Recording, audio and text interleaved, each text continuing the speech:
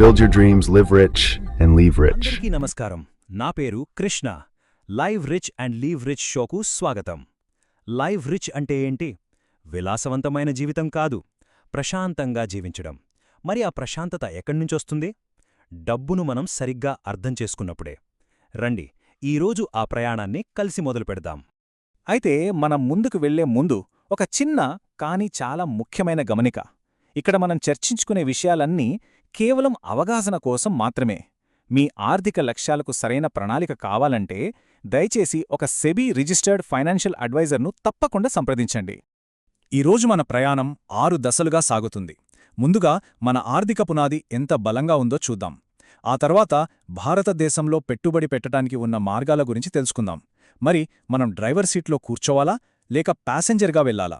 దీని తర్వాత mutual funds ప్రపంచంలోకి అడుగుపెడతాం. పెట్టుబడిదారుడికి కావలసిన పనిముట్లేంటో చూసి చివరిగా మన మొత్తం ఆర్థిక వ్యవస్థ ఎలా నడుస్తుందో ఒక పెద్ద చిత్రాన్ని చూద్దాం. ఇక మొదలుపెడదామా? సరే, మొదటి విభాగానికి వచ్చేద్దాం. మీ ఆర్థిక పునాది. అసలు మన డబ్బు మన కోసం ఎందుకు పనిచేయాలి? ముఖ్యంగా జీతం మీద ఆధారపడేవాళ్లు ఎదుర్కొనే ఒక పెద్ద సమస్యతోనే దీన్ని మొదలుపెడదాం. నెల తిరిగేసరికి జీతం వస్తోంది, అంతా బాగానే ఉంది. కాని మనం కష్టపడి సంపాదించిన డబ్బు అంతా ఎక్కడ వేసిన గొంగళి అక్కడే అన్నట్టు ఎప్పుడైనా అనిపించిందా? ఎందుకలా? అసలు ఎదుగుదలే లేకుండా డబ్బు ఒకే చోట ఆగిపోయిన ఫీలింగ్ ఎందుకొస్తోంది? దానికొకే ఒక్క కారణం ఇన్ఫ్లేషన్, అంటే ద్రవ్యోల్బణం. ఇది మన డబ్బును నిశ్శబ్దంగా తినేసే ఒక దొంగన్మాట. ఒక్కసారి ఆలోచించండి, సగటున 5% ద్రవ్యోల్బణం ఉందనుకుంటే 10 ఏళ్ల తరువాత మీ దగ్గరున్న ₹1,00,000 కొనుగోలు శక్తి దాదాపు 39% పడిపోతుంది. అంటే ఈరోజు ₹1,00,000తో మీరు ఏవైతే కొనగారో 10 ఏళ్ల తర్వాత అవే కొనడానికి మీకు చాలా ఎక్కువ డబ్బు కావాలి. సింపుల్గా చెప్పాలంటే మీ డబ్బు విలువ తగ్గిపోతోంది. ఇప్పుడు సెక్షన్ 2, భారత పెట్టుబడి ప్రపంచం. మన డబ్బు విలువ పడిపోకుండా ఉండాలంటే దాన్ని పనులో పెట్టాలి. మరి ఆ డబ్బును ఎక్కడ వృద్ధి చేయొచ్చు? ఆ వ్యవస్థను నడిపేదెవరు? ఇప్పుడు చూద్దాం. డబ్బును పెంచుకోటానికి ఉన్న అతిపెద్ద వేదిక స్టాక్ మార్కెట్. దీని ఒక పెద్ద సంతలా ఊహించుకోండి. కాకపోతే ఇక్కడ కూరగాయలకు బదులుగా దేశంలోని పెద్ద పెద్ద కంపెనీలలో చిన్న చిన్న వాటాలు, అంటే షేర్లను అమ్ముతారు, కొంటారు. మన భారతదేశంలో ఈ షేర్ల కొనుగోలు, అమ్మకాలు ప్రధానంగా 2 చోట్ల జరుగుతాయి. ఒకటి బిఎస్సి, అంటే బాంబే స్టాక్ ఎక్స్చేంజ్. 2 ఎన్ఎస్సి, అంటే నేషనల్ స్టాక్ ఎక్స్చేంజ్. మన మార్కెట్ను నిలబెట్టే 2 పెద్ద స్తంభాలు ఇవే. మనం రోజూ వార్తల్లో వినే సెన్సెక్స్, నిఫ్టీ, ఇవి మనం నేరుగా పెట్టుబడి పెట్టేవి కావు. అవి కేవలం సూచికలు. మార్కెట్ ఎలా ఉంది అని చెప్పే బేరోమీటర్లు లాంటివి. బిఎస్సిలో ఉన్న 30 పెద్ద కంపెనీల పనితీరును సెన్సెక్స్ చూపిస్తే, ఎన్ఎస్సిలోని 50 పెద్ద కంపెనీల పనితీరును నిఫ్టీ 50 చూపిస్తుంది. ఇవి బాగుంటే దేశ ఆర్థిక వ్యవస్థ బాగున్నట్టు లెక్క. మరి ఈ మొత్తం మార్కెట్ వ్యవస్థను ఎవరు కాపాడుతారు? 2 సంరక్షకులు ఉన్నారు. మొదటిది సెబీ. ఇది మనలాంటి పెట్టుబడిదారులను మోసపోకుండా కాపాడుతూ అంతా సక్రమంగా జరిగేలా చూస్తుంది. ఇక రెండవది ఆర్బీఐ, మనందరికీ తెలిసిన రిజర్వ్ బ్యాంక్ ఆఫ్ ఇండియా. ఇది మన కరెన్సీని, వడ్డీ రేట్లను, బ్యాంకింగ్ వ్యవస్థను నియంత్రిస్తుంది. ఓకే, ఇక మన 3వ విభాగానికి వెళదాం.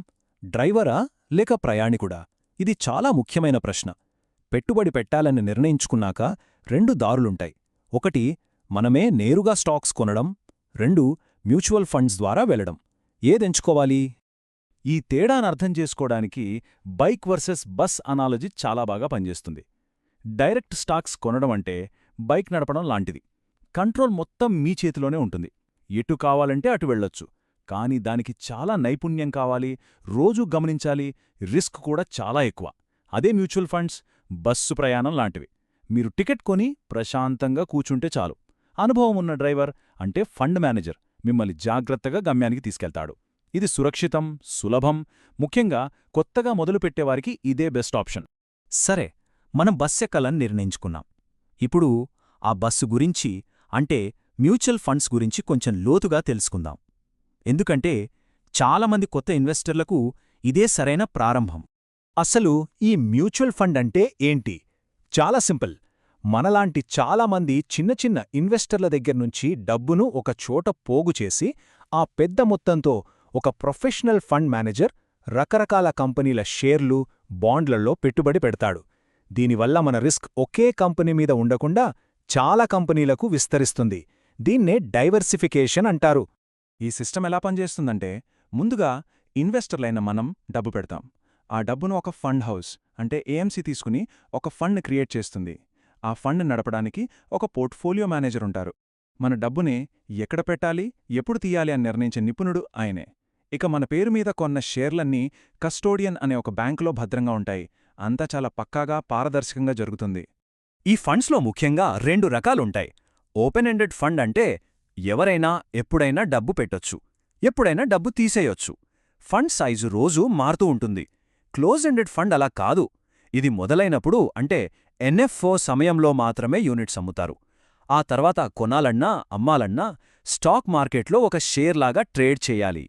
ఇక ఇండెక్స్ ఫండ్, ఇది ఒక చాలా తెలివైన ఆప్షన్. ఇక్కడ ఫండ్ మేనేజర్ తన సొంత తెలివిని వాడరు. బదులుగా నిఫ్టీ 50 లాంటి ఒక మార్కెట్ ఇండెక్స్ను గుడ్డిగా అనుసరిస్తారు.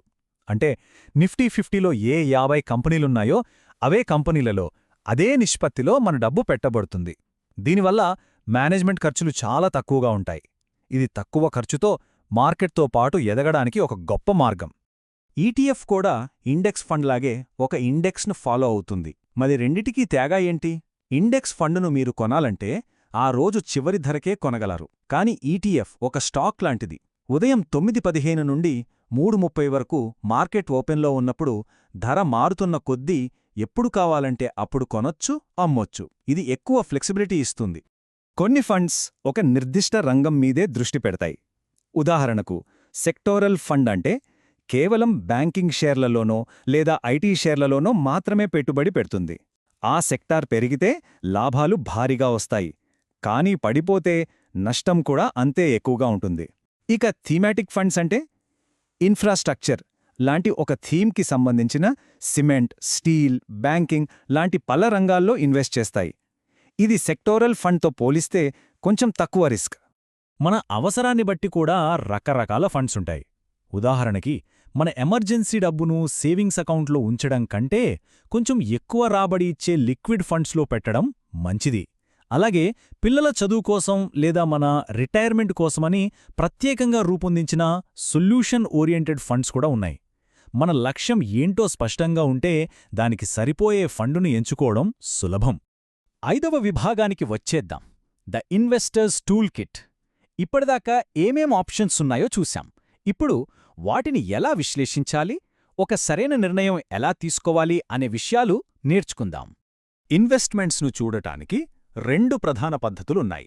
మొదటిది ఫండమెంటల్ అనాలిసిస్. ఇది ఒక కంపెనీ వ్యాపారం ఎలా ఉంది, దాని లాభాలు, అప్పులు అన్ని లోతుగా చూసి ఈ కంపెనీని దీర్ఘకాలం పాటు కొనడం మంచిదేనా అనే ప్రశ్నకు సమాధానం వెతుకుతుంది. రెండోది టెక్నికల్ అనాలిసిస్. ఇది కంపెనీ గురించి పట్టించుకోదు, కేవలం ధరల గ్రాఫ్లను చూసి ఇప్పుడు కొనడానికి లేదా అమ్మడానికి ఇది సరైన సమయమా అని మాత్రమే అంచనా వేస్తుంది. టెక్నికల్ అనాలిసిస్ చేసేవాళ్లకు క్యాండిల్ స్టిక్ చార్ట్లో చాలా ముఖ్యం. ఆ చార్ట్లో ఉండే ప్రతి క్యాండిల్ ఒక నిర్దిష్ట సమయంలో అంటే ఒక రోజులో ధర ఎంత పెరిగింది, ఎంత తగ్గింది, ఎక్కడ ఓపెన్ అయ్యి ఎక్కడ క్లోజ్ అయ్యింది అని ఒక చిన్న కథను చెబుతుంది. ఈ ప్యాటర్న్లను అర్థం చేసుకుని మార్కెట్ మూడ్ను అంచనా వేస్తారు. ఇక్కడ ట్రేడింగ్ ప్రపంచం ఇది పూర్తిగా భిన్నమైనది. ఇక్కడ తక్కువ సమయంలో ధరల్లో వచ్చే మార్పుల నుండి లాభం పొందడానికి తరచుగా కొంటూ అమ్ముతూ ఉంటారు. డే ట్రేడింగ్, స్వింగ్ ట్రేడింగ్ లాంటివి కొన్ని రకాలు. గుర్తుంచుకోండి, ఇది చాలా ఎక్కువ రిస్కుతో కూడుకున్నది. దీనికి చాలా నైపుణ్యం అవసరం. ఇది అస్సలా కొత్తవాళ్లకు సరియైన మార్గం కాదు. ఐపీఓ అంటే ఇనీషియల్ పబ్లిక్ ఆఫరింగ్. ఇది ఒక ప్రైవేట్ కంపెనీ పబ్లిక్ కంపెనీగా మారే ప్రక్రియ అన్నమాట. దీని ద్వారా ఆ కంపెనీ మొదటిసారిగా తన షేర్లను మనలాంటి సాధారణ ప్రజలకు అమ్ముతుంది. అలా స్టాక్ మార్కెట్లోకి అడుగుపెడుతుంది. మనం ఒక ఫండ్లో పెట్టుబడి పెట్టే ముందు దాని ఫ్యాక్ట్ షీట్ చదవడం చాలా అవసరం. అది ఆ ఫండ్ యొక్క రిపోర్ట్ కార్డ్ లాంటిది. ముఖ్యంగా 2 విషయాలు చూడాలి. 1, ఆ ఫండ్ పనితీరు దాని బెంచ్మార్క్తో అంటే నిఫ్టీ 50తో పోల్చి చూడాలి. మార్కెట్ను దాటి రాబడి ఇస్తుందా? 2, ఎక్స్పెన్స్ రేషియో అంటే ఫండును నడపడానికయ్యే ఖర్చు. ఇది ఎంత తక్కువుంటే మన చేతికి అంత ఎక్కువ లాభం వచ్చినట్టు. ఇక మన చివరి విభాగానికి వచ్చేశాం, మన ఆర్థిక వ్యవస్థ ఎలా పనిచేస్తుంది. ఇప్పటిదాకా మనం చిన్న చిన్న భాగాల గురించి చూశాం. ఇప్పుడు ఒక అడుగు వెనక్కి వేసి మొత్తం పెద్ద చిత్రాన్ని చూద్దాం. బ్యాంకులు, ఇన్సూరెన్స్ కంపెనీలు ఇవన్నీ ఎలా పనిచేస్తాయి? అసలు బ్యాంకులు డబ్బు ఎలా సంపాదిస్తాయి? అవి మన దగ్గర నుంచి, వ్యాపారాల దగ్గర నుంచి డిపాజిట్లు తీసుకుంటాయి. అవసరమైతే ఆర్బీఐ లేదా వేరే బ్యాంకుల నుండి అప్పు తీసుకుంటాయి. అలా సేకరించిన డబ్బును అవి తీసుకున్న వడ్డీ కన్నా ఎక్కువ వడ్డీకి మనకు లోన్లుగా ఇచ్చి ఆ మధ్యలో ఉన్న తేడాతో లాభం పొందుతాయి. ఎన్బిఎఫ్సిలు కూడా దాదాపు బ్యాంకులలాగే పనిచేస్తాయి. కానీ ఒక ముఖ్యమైన తేడా ఉంది. ఇవి మన దగ్గర నుంచి సేవింగ్స్ అకౌంట్ డిపాజిట్లు తీసుకోలేవు. బదులుగా ఇవి బ్యాంకుల దగ్గర అప్పు తెచ్చి ఆ డబ్బుతో మనకు గోల్డ్ లోన్లు, వెహికల్ లోన్లు లాంటి నిర్దిష్టమైన లోన్లిస్తాయి. మరి ఇన్సూరెన్స్ కంపెనీల సంగతేంటి? మనం ప్రతి సంవత్సరం ప్రీమియం కడతాం కదా, వాళ్ళు మనలాంటి లక్షలాది మంది దగ్గరనుంచి ఆ ప్రీమియంలను పోగుచేసి ఆ వచ్చిన కోట్ల రూపాయలను స్టాక్స్, బాండ్స్లో పెట్టుబడి పెడతారు. ఎవరికైనా క్లెయిమ్ వస్తే ఈ డబ్బులోంచి, దానిపై వచ్చిన లాభంలోంచి చెల్లిస్తారు. అన్ని పోగా మిగిలిందే వాళ్ల లాభం.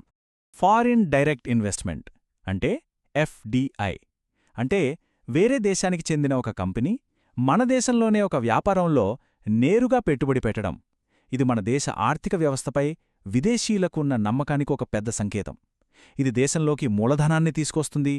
ముగించే ముందు ఒక శక్తివంతమైన మాట. స్టాక్ మార్కెట్ అనేది డబ్బును భావోద్వేగంగా నిర్ణయాలు తీసుకునేవారి నుండి చదువుకొని, ఆలోచించి నిర్ణయాలు తీసుకునేవారికి బదిలీ చేసే ఒక యంత్రం. దీనినెప్పుడూ గుర్తుంచుకోండి. ఇది కృష్ణతో live rich and leave rich. గుర్తుంచుకోండి, నిజమైన సంపద ప్రశాంతంగా జీవించడంలోనే ఉంది. ఈ విషయాల గురించి ఇంకా లోతుగా తెలుసుకోవాలంటే కింద డిస్క్రిప్షన్లో ఉన్న ద లెగసీ డైరీ లింక్ను చూడండి. మా ఛానల్కు సబ్స్క్రైబ్ చేయండి, ఈ వీడియోను లైక్ చేయండి మరియు మీ స్నేహితులతో షేర్ చేయండి.